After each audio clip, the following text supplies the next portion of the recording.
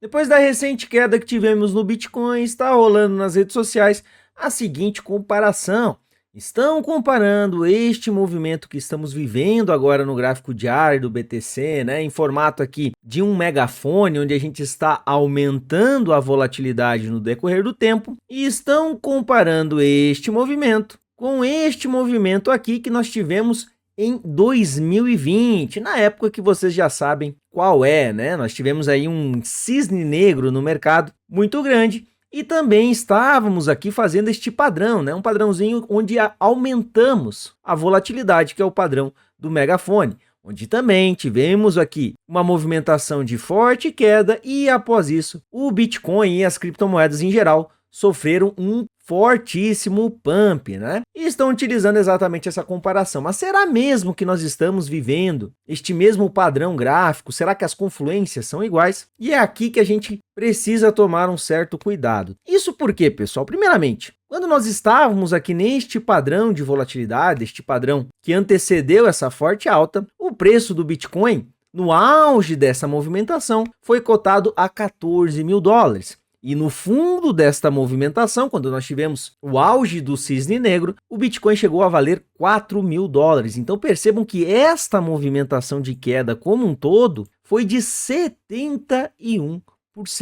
Já na movimentação atual, vejam que a diferença do topo da movimentação até o fundo formado aqui no dia de ontem foi de 34%. Então aí a gente já percebe que são volatilidades diferentes. Você pode até argumentar, mas Ghost, hoje o mercado está maior, hoje nós temos ETFs de Bitcoin, nós temos grandes institucionais, então provavelmente a gente não vai ver realmente aquelas volatilidades absurdas com quedas aí de 70%. E de certa forma você está correto em argumentar isso. No entanto, pessoal, percebam que nós ainda precisamos levar em consideração o contexto do que está acontecendo. Este movimento do BTC que nós estamos vendo acontecer, pessoal, é reflexo de uma desalavancagem do mercado. Alavancagem essa gerada por baixos juros exatamente após o cisne negro de 2020 e o mercado não perdoa, pessoal, tudo o que ele dá ele uma hora cobra. Então nós estamos colhendo também a impressão desenfreada de dinheiro pelos governos, a alta inflação gerada nesse período e com o gatilho, né, do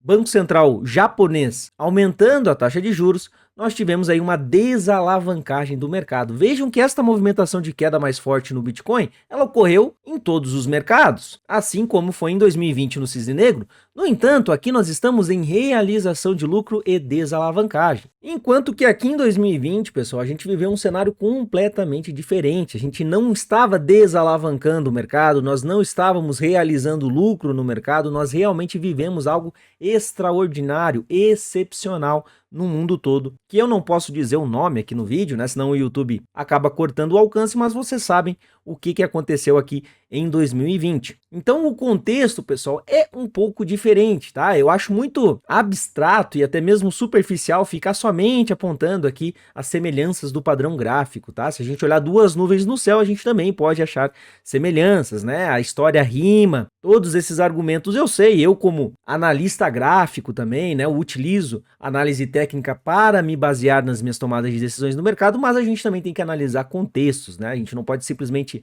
ficar traçando figurinhas aqui no gráfico sem levar outras considerações. Então, na minha opinião, nós estamos num padrão sim parecido, né? Um padrão de aumento de volatilidade, mas não necessariamente que ele vá proporcionar a mesma corrida. Isso porque aqui no fundo nós tivemos aí o pânico, né? O flush geral, nós tivemos aqui redução drástica na taxa de juros global, tá, pessoal? Não somente dos Estados Unidos. Agora nós estamos vivendo um momento provavelmente do pivô do Fed, já é dado como certo a redução em setembro da taxa de juros americana, mas aqui, pessoal, nós zeramos as taxas. Inclusive aqui no Brasil, nós trabalhamos com Selic a 2%, o que é inacreditável, tá? Então a gente veio de crédito barato após esse acontecimento muito forte, tá? Então tava muito barato conseguir dinheiro, né? Nós estávamos em outro momento da economia. Eu acho muito improvável que neste momento nós temos um corte tão drástico e tão radical e tão rápido assim no mundo como um todo. Então eu não acho que a gente vá ter crédito barato tão cedo. Eu não acho que nós vamos ter aí impressão de dinheiro da mesma forma que nós tivemos em 2020, né? Óbvio que caso os Estados Unidos aí entrem em uma possível recessão, nós vamos ter sim impressão de moeda, tá? Mas eu não acredito que seja na mesma amplitude, tá? Então, analisando aqui o movimento como um todo, pessoal, não dá pra gente dizer que a gente está no mesmo padrão, a gente não está no mesmo contexto, apesar de graficamente estarmos em um movimento parecido. É aquilo, né? Muitas vezes você vai olhar duas nuvens no céu e você também vai dizer que estão parecidas, mas isso não necessariamente vai dizer muita coisa, tá? Então, nesse primeiro momento, pessoal, apesar de estar muito semelhante, tomem cuidado com esse tipo de análise e previsão, né? Outro ponto é que durou mais a acumulação em 2020, tá? Se a gente puxar aqui o gráfico de 2020, vejam que até realmente estourar a tampa do balão, aqui a gente teve uma acumulação, né, de mais ou menos 391 dias, então praticamente um ano, enquanto que aqui esse movimento agora está em mais ou menos 150 dias, tá? Então nós teríamos aí mais ou menos 200 e poucos dias para sair deste padrão e fazer um rompimento, tá? Então tá muito cedo para a gente dizer que a gente cravou fundo nesta movimentação. Analisando agora a parte técnica deste movimento, pessoal, percebam que nós tivemos uma queda brutal aqui no gráfico diário, tá? Então é normal, saudável, natural que o mercado dê uma corrigida para cima, tá, pessoal? No entanto, a gente ainda está num cenário de baixa.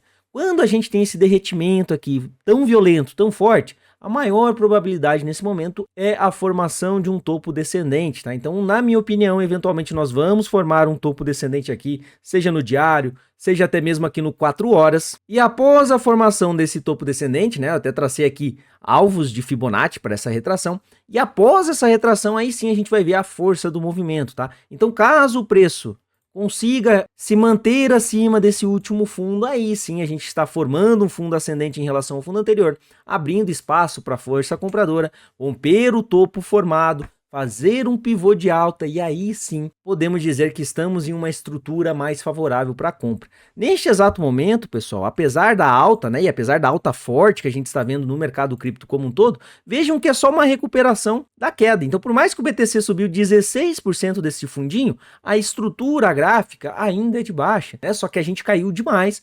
Consequentemente, o repique ele também é mais alto, né? Mas não significa que subiu 16% que agora é alta infinita, não é assim que funciona. Então, analisando tecnicamente, pessoal, a gente vai precisar esperar que o BTC confirme um topo. Esse topo pode ser por agora, pode ser um pouquinho mais para cima, tá? Chegando talvez até aqui na região dos 63 mil dólares, mas nós só podemos dizer que a força compradora realmente está no comando novamente da tendência quando a gente tiver o recuo e a partir do recuo formar um fundo ascendente, tá? Então, tá muito cedo para a gente dizer que o BTC já se recuperou, a gente tem também as questões de tensões no Oriente Médio que podem impactar no preço, a gente não sabe o quanto de alavancagem grandes players estavam utilizando, então esse processo de realização de lucro, pessoal, pode ainda continuar, então a gente precisa ter um pouquinho mais de cautela nesse momento. Até porque caso a gente venha retestar essa movimentação aqui de fundo ou até mesmo perder, aí a gente pode buscar patamares cada vez mais baixos. E não querendo ser aqui o cavaleiro do apocalipse, mas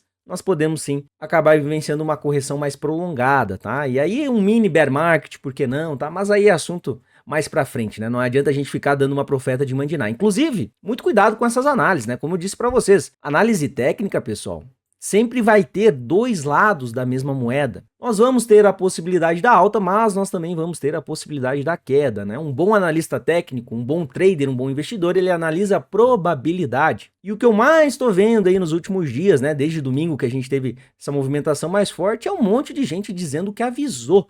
Ah, eu avisei que ia cair, eu avisei isso e avisei aquilo. E se você for analisar o conteúdo da pessoa, a pessoa realmente avisou. Mas ela avisou que se não subisse ia cair. E esse tipo de análise, pessoal, é uma análise muito rasa, muito superficial. Então tomem cuidado com esse tipo de análise. Eu posso muito bem dizer para vocês aqui, ó, a gente pode voltar aqui lá para 72 mil dólares aqui numa movimentação em V. Por quê? Porque é uma probabilidade que isso aconteça. Acredito que seja a maior delas? Não acho que o preço vai recuperar em V. Assim como eu também posso dizer para vocês, não, nós vamos formar um topo descendente e aí nós vamos varar aqui para baixo, buscar regiões abaixo aqui de 48 mil dólares, talvez 40 mil dólares. Porque também é uma probabilidade que aconteça, e eu posso falar isso no mesmo vídeo. E aí depois a gente só recorta aí o trecho que convém e a gente fica falando. No mundo do trade, no mundo do investimento, pessoal, da análise técnica, ninguém sabe do futuro. A gente analisa a probabilidade. Quanto mais cedo você parar com essa ilusão de achar guru na internet, de achar o cara que acerta todo o movimento, todo o topo e fundo, mais você vai proteger o seu patrimônio, você vai cair em menos cilada do mercado e você também vai cuidar muito das suas frustrações. Então tomem cuidado quanto a isso, beleza? Então nesse momento eu estou avaliando aqui realmente que nós vamos formar um topo descendente e aí a partir deste topo eu quero ver o quanto vai corrigir. Se a gente manter o mesmo padrão de recuperação que a gente teve na última queda mais forte, quando a gente alcançou aqui regiões de 53 mil dólares, tá? Provavelmente a gente vai fazer esse movimento de acumulação do preço, tá? Grandes players adoram acumular num fundinho. Então a gente vai fazer um topinho descendente, esse topinho descendente vai evoluir aqui para um fundo ascendente, talvez até um fundo nivelado aqui nessa região para gerar liquidez, tá? E o preço pode dar uma acumulada aqui antes de realmente estourar. Pense como grande player, né? Se eu tenho bastante liquidez aqui embaixo, por que não acumular um pouquinho mais, né?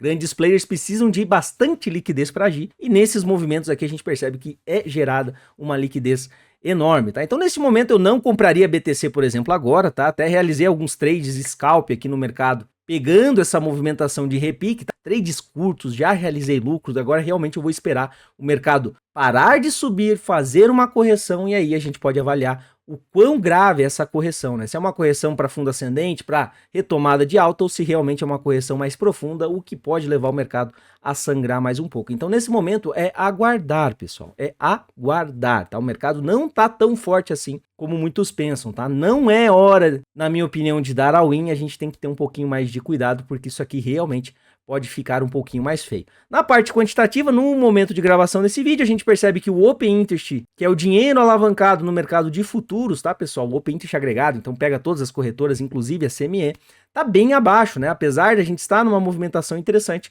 ele despencou aqui nas últimas horas, tá? É reflexo também do fechamento do mercado, mas de forma geral não é um movimento tão interessante, né? Altas ou acumulações de topo com o Open Interest caindo, significa que, poxa, o mercado pode estar distribuindo nessas regiões, né? Grandes players podem estar fechando suas posições, tirando o capital alavancado, justamente distribuindo nessa faixa de preço. Então não tá tão interessante. O LSR até deu uma boa recuperada, né? Mas a gente ainda permanece com mais contas em long do que contas em short, mas já esteve bem pior, né? A gente precisa ser franco nisso. Enquanto o CVD, que é a diferença do volume no spot, ainda está meio que num platô, tá? A gente não teve uma recuperação tão forte assim do CVD, né? Me mostrando realmente que a gente pode estar num repique só por falta de venda e não necessariamente por interesse comprador. Então, neste momento, eu realmente prefiro manter os pés no chão, tá? Percebam também que a gente teve aqui uma movimentação de queda que nem foi tão forte assim, tá? A gente tá falando aí de 3% dentro de uma acumulação barra distribuição